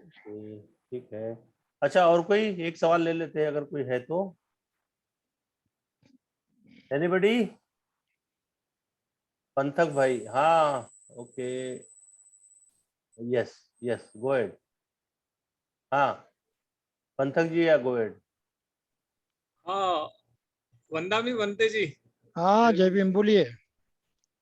बनते जी, जैन धर्म में, अभी जो हिंदू धर्म में जो आत्मा का कंसेप्ट है, मुझे लगता है वो जैन धर्म से लिया गया है, क्योंकि महावीर जैन आत्मा को मानते थे। हाँ तो वो महावीर जैन, जैसे कि भगवान ने सबसे पहले जाना, फिर उनको भी भगवान कहा गया। तो जैन वाले लोग भी अनित्य अनात्म को जानते थे क्या, मीन्स जैन धर्म में? नहीं, उन्होंने ईश्वर को तो नकारा है। जैन धर्म अनीश्वरवादी है, लेकिन उन्होंने आत्मा का स्वीकार किया है। और उनकी मान्यता ऐसे है कि पिछले जन्म में आदमी जो कर्म करता है उससे उनकी आत्मा दूषित होती है और वो विशिष्ट तरह से जन्म ग्रहण करती है, और उसी के कारण, उस पिछले जन्म के पाप के कारण इस जन्म में आपको दुख भुगतना पड़ता है। तो उसको नष्ट करने के लिए आप साधना करें, तपश्चर्या करें, अपने शरीर को बहुत यातना दे, जिसको तप कहा है। शारीरिक यातनाओं के साथ जो प्रयास किए जाते हैं उसको तप कहा है। तो एक तपाचरण करे, जितना आप तपाचरण करें, जितना आप व्रत रखेंगे, व्रतों का आचरण करेंगे, उतने हद में आपका पुराना पाप जो है मिट जाएगा, आपको पुण्य प्राप्त होगा और आगे चलकर आप दुख से मुक्त हो जाएंगे। तो ये उनकी धारणा है। और बुद्ध ने जो जाना, निश्चय ही उस हद तक उस वक्त जमाने के कोई भी धर्म संस्थापक पहुंच नहीं पाए थे। ये सच्चाई है। तो अनित्य है, ये अनित्य का उपदेश जैन धर्म में नहीं आता है। वहां अहिंसा का उपदेश आता है, व्रत वैकल्य करने का उपदेश आता है, और जो अपना आत्मा है उसको शुद्ध करने का उपदेश आता है, और वो कर्म कांड के जरिए हो सकता है। तो ये सभी बातें जो है बुद्ध के अनिच्छ शिक्षा के विपरीत हैं, अनात्म शिक्षा के विपरीत है।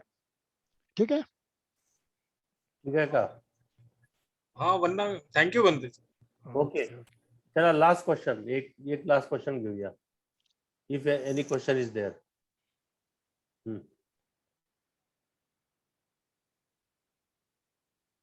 पुष्पाबेन पाटील, हाँ यस गो अहेड. अनम्यूट करा, नंतर विचारा. पुष्पाबेन पाटील अनम्यूट करा, नंतर विचारा प्रश्न. हेलो. हाँ हाँ विचारा. हाँ बोलिए. हाँ वंदा मी बनते. हाँ जाग्याश्री जय भीम नमो बुद्धाय. पुष्पाबाई पाटील बोलते अहमदाबाद वरून. जय भीम जय भीम. हो हाँ बोला बोला बोला. भंते, मेरा एक मतलब सुझाव है ऐसे कि जो आज का तो मैंने थोड़ा लेट अटेंड किया, इसलिए मुझे आगे का मेरा मिस हो गया. पर ये कहना चाहती हूँ मैं ये कि जैसे ये हिंदू लोग हैं या जो कथा ये वगैरह करते हैं ना, तो ये कथा कम और पारिवारिक सामाजिक दृष्टांत ज्यादा देते हैं, तो लोगों को ना बहुत रुचिकर लगता है, बहुत सुनने में अच्छा लगता है कि नहीं? तो लोग खास सुनने जाते. तो मेरा ऐसा सुझाव है कि अगर आप ऐसे ही जो भी हमारा भगवान बुद्ध और तथागत का जो तथागत गौतम बुद्ध और उनका धम्म है, ये धम्म के बारे में आप ऐसे कुछ दृष्टांत देकर समझाओगे ना, लोगों को बहुत अच्छा लगेगा और बहुत जल्दी समझ में भी आएगा. ऐसे जैसे आज का जो विषय है वो बहुत कठिन है, वो जल्दी समझ में नहीं आता है, वो बार बार समझना पड़ेगा, बार बार हम समझेंगे, आप बताते रहोगे, जब हमारी समझ में आएगा. तो एक ऐसा मेरा छोटा सा सुझाव है, अगर हो सके तो कोई ऐसे दृष्टांत दो. अगर 1 मिनट और दो तो मैं एक बताऊं आपको कि सास और बहू, नई नवेली दुल्हन है, वो सास और बहू मंदिर में जाते हैं और वो शेर है, फिर वो दूध है, गाय है, गाय का बछड़ा, वो सब जो बातें हैं शायद नहीं बता पा रही हूँ मैं इतनी जल्दी में. कि वो बहू बोलती है कि ये अगर शेर हमें नहीं खाएगा या ये गाय दूध नहीं दे सकती पत्थर की, तो ये जो माँ है पत्थर की वो हमें आशीर्वाद क्या देगी. ठीक है ना? यानी कितनी सरल भाषा में समझा दिया उसने. तो ऐसे ही कुछ दृष्टांत हो ना, तो ये हमारा जो धम्म है बहुत जल्दी समझ में आएगा. ये मेरा सुझाव है. ऐसे ऐसे में. ओके, ठीक है. Thank you. ठीक है. Thank you. ठीक है ठीक है.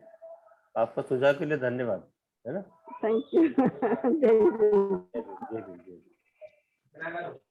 ओके ठीक है. तो हमने काफी इस बारे में पंत जी ने काफी बहुत, ये मैं कमेंट्स देख रहा था कि दिलीप गायकवाड़ जी कह रहे हैं कि बहुत ही सहज और सुंदर तरीके से बंते जी ने अनात्मवाद और निरीश्वरवाद को समझाया. और ये ML के नाम से है, there is no me, there is no mind.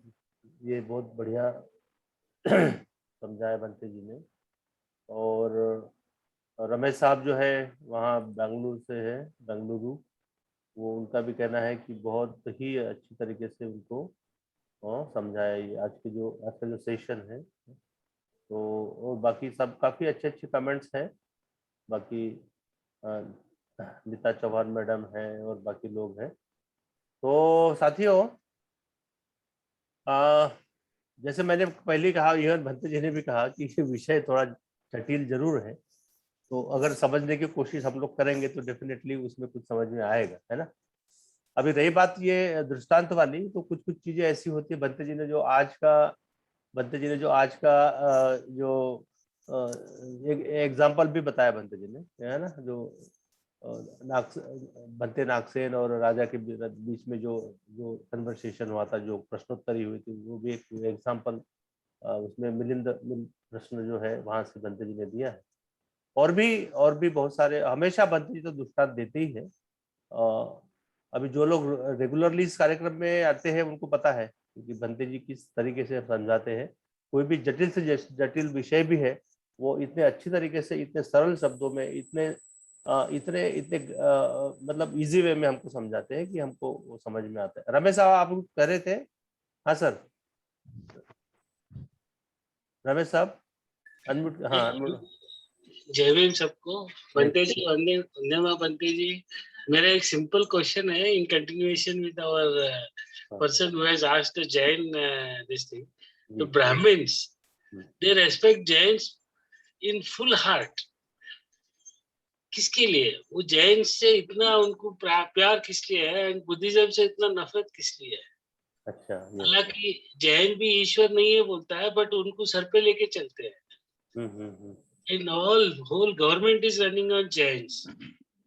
तो ये इसीलिए हम परेशान थे कि जैन और बुद्धिज्म को डैमेज किया जैन्स ने basically. With the combination of Brahmins and Jains, Buddhism has gone to the very weak zone in India only. तो ये मेरा काइंडली इस पे एक आपका थोड़ा उत्तर होने से अच्छा रहेगा। जय भीम। क्या है, बुद्ध धर्म और जैन धर्म भी इस ऐतिहासिक यात्रा में कुछ हद तक परिवर्तित भी हुए हैं। और जहां तक जैन धर्म की बात है, चूंकि वो आत्मा से संबंधित हैं, इसलिए आत्मा को मानने वाले सभी अन्य दर्शन से भी उसका संबंध है और उनका वो स्वीकार करते हैं। ऐतिहासिक काल में जब बुद्ध धर्म को बहुत ही संकटों से गुजरना पड़ा, बुरी अवस्था से गुजरना पड़ा, उस वक्त अपने अस्तित्व को कायम करने के लिए, और खासकर जैन धर्मों को मानने वाले लोग अहिंसा पर पूरा बल देते हैं। यहाँ तक कि अहिंसा तत्व का पालन करते हुए आपको खेती भी नहीं करनी चाहिए। खेती में बहुत सारे जीव जीवाणुओं की हत्या होती है। तो इस समाज में जैन लोगों ने खेती वगैरह करना छोड़ दिया और पूरी तरह से व्यापार करने पर ही उन्होंने अपनी जीविका को कायम किया। तो व्यापारिक संबंधों को कायम रखने के लिए जैन धर्म में बार बार कुछ परिवर्तन होते आया और अनिश्वरवादी जैन लोग भी ईश्वर को मानने लगे, उस दबाव में, उस प्रभाव में अपने अस्तित्व को बनाए रखने के लिए। तो इस तरह से कुछ परिवर्तन उनमें आए हैं। और दूसरी बात है कि जैन धर्म का सामान्य आदमी आचरण नहीं कर सकता, आपको साधु या साध्वी बनना पड़ता है सही ढंग से अगर आचरण करना है तो। और ये तो आम जनता नहीं कर पाती है। तो आम जनता का रवैया यह होता है कि बहुजन जिस तरह से जीते हैं तो उनकी सहानुभूति हमारे साथ हो, हमारा विरोध न हो और हमारी जीविका पर कोई आंच न आवे, इस तरह से वो प्रयास करते रहते हैं।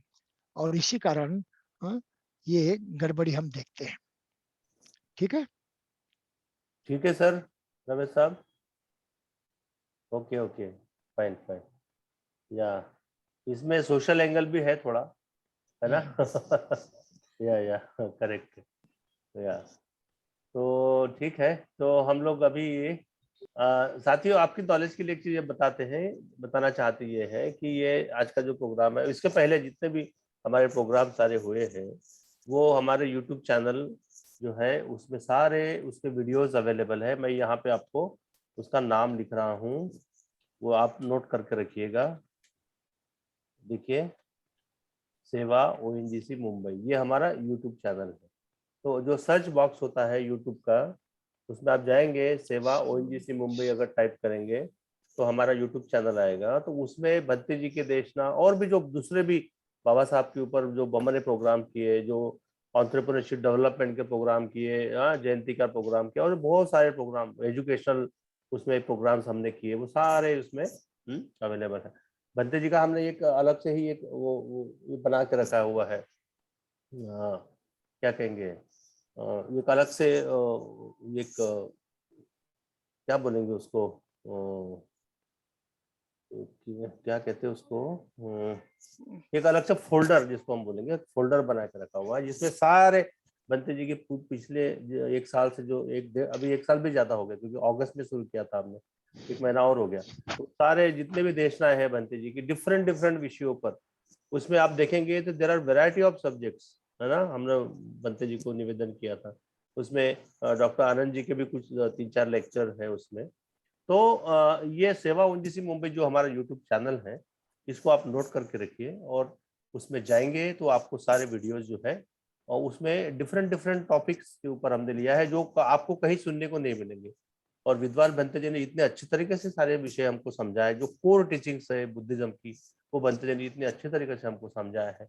ये कहीं मिलेगा नहीं, ये अनमोल एक ट्रेजर है हमारे पास में, ये और कहीं नहीं मिलेगा आपको। आपको लिए बहुत सारी किताबें पढ़नी पड़ेगी तब जाके नॉलेज आएगा। बाकी भंते जी ने ये 1.5-2 घंटे का जो हमारा सेशन होता है, उसमें पूरा उसका सार जो है वो उसमें इतना अच्छे तरीके से हमको समझाया है। तो मैं सभी से निवेदन ये करता हूँ कि हमारा यूट्यूब चैनल है उसमें जरूर जाइएगा। उसमें और एक इम्पोर्टेंट चीज ये है कि अगर आपको लगता है कि नहीं इस विषय पे भंते जी की देशना होनी चाहिए, तो आप विषय भी सजेस्ट कर सकते हैं, है ना।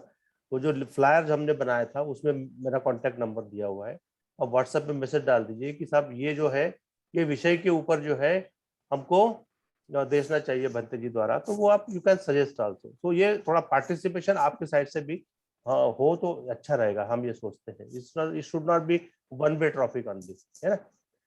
तो ये यूट्यूब चैनल को जब आप जाएंगे उसमें देखेंगे तो उसमें लाइक भी करिए, उसको शेयर करिए, है ना, उसमें कमेंट्स करिए।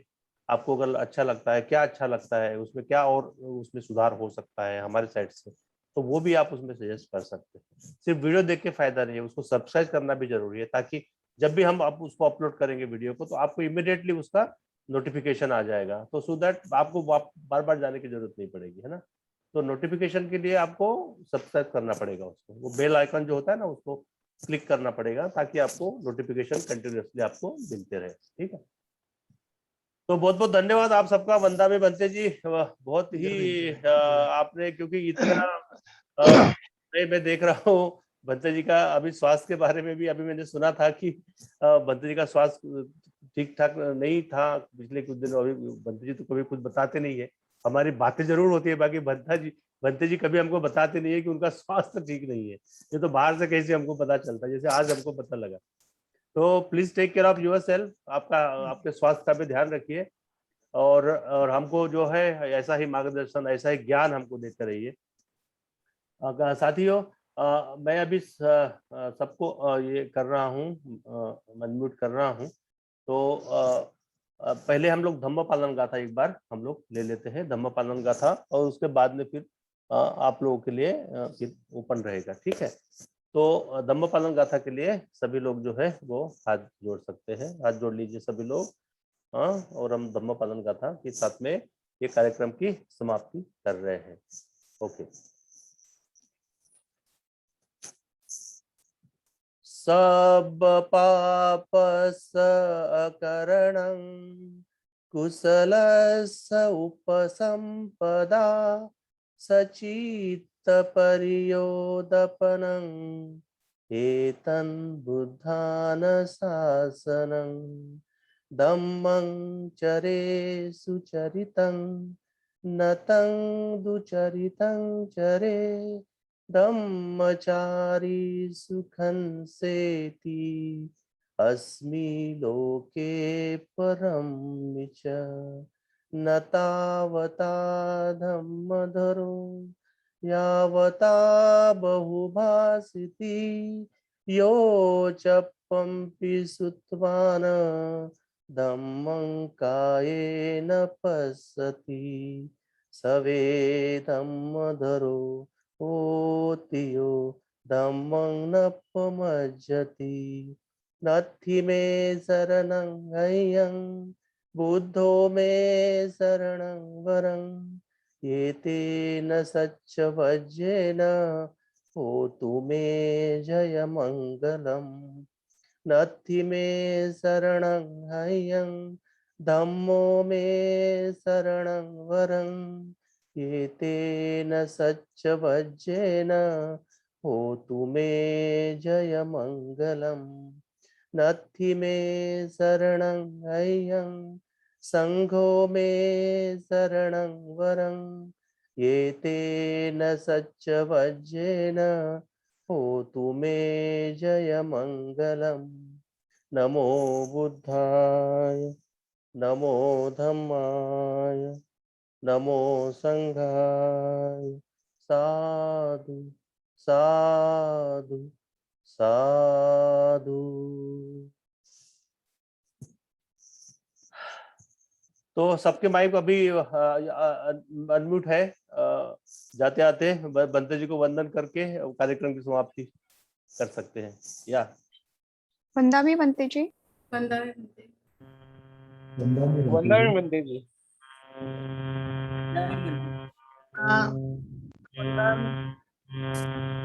जय भीम वंदामी बंते जी, बनते जी। जय भीम सोमकुमार जी। वंदामी बनते।